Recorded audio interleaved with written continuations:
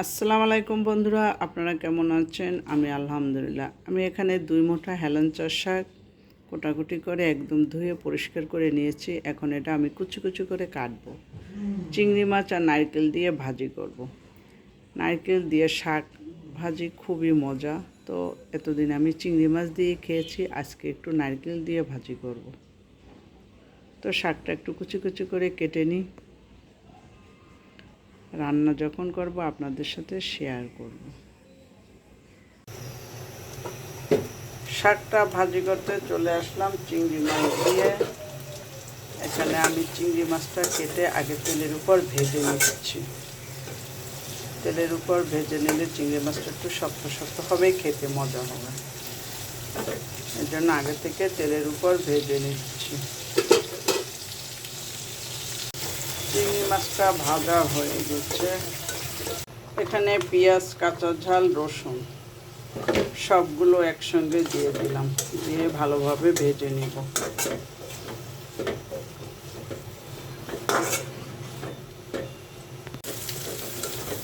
পেঁয়াজ, রসুন, কাঁচা ঝাল ভাজা হয়ে গেছে। এখন আমি এর ভিতরে নারকেল দিয়ে দিব। এখানে নারকেল পেস্ট করে নিয়েছি।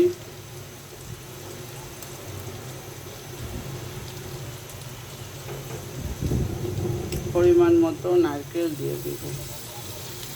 এই নারকেল চিংড়ি মাছ দিয়ে আমরা ছোটোবেলা অনেক শাক খেয়েছি, কিন্তু এখন আসলে খাওয়া হয় না। আমার হাজব্যান্ডেরও গ্যাস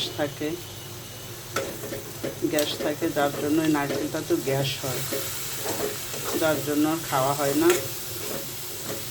তো আজকে মন চাইলো যে নারকেল যখন আছে আমি একটু সেই ছোটোবেলার মতো শাকটা খাই, আরও একটু দেওয়া যাবে। নারকেলটা মিহি করে বেটে দিলে ভালো হয়। আমি ব্লান্ডারে যতটুকু পারছি এই জারে ততটুকু দিয়েছি, মিহি হয়েছে ততটুকু, কিন্তু পাটায় পিষলে আরও মিহি হবে। এখন এটা ভালোভাবে কষাতে হবে। এর ভিতরে হালকা একটু হলুদ দিলাম। বেশি হলুদ দিলে শাকের কালারটা নষ্ট হয়ে যাবে। জাস্ট এই কাঁচা ঝাল, পেঁয়াজ, রসুন আর নারকেলের কালারটার জন্য এই হলুদটুকু আমি দিলাম। এবার লবণ দিলাম 1.5 চামচ। এখন ভালোভাবে এটা কষিয়ে নেব, তারপরে শাকটা দিয়ে দেব। শাকগুলো কাটাকাটির পর এতগুলো হয়েছে, এখন এগুলো আমি আস্তে আস্তে করে দিয়ে দেব।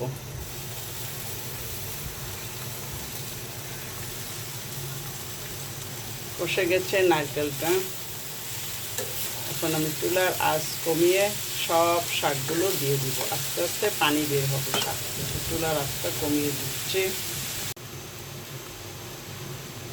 সবগুলো শাক এভাবে আমি দিয়ে দিচ্ছি। এবার আমি ঢেকে দিচ্ছি, আস্তে আস্তে করে শাকটা হবে। এবার আমি শাকটা নাড়াচাড়া করে দিচ্ছি।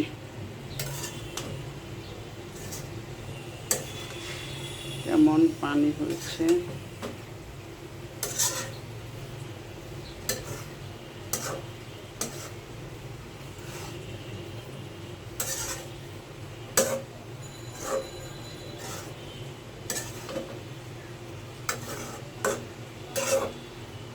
আবারও ঢেকে দিব।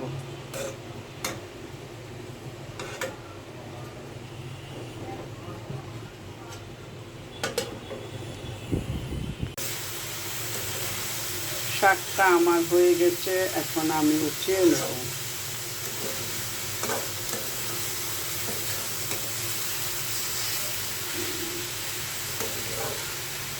কোনো পানি পানি ভাব নেই, যেটুকু আছে নারকেলের তেল আর যে তেল দিয়ে আমি রান্না করছি সেই তেল।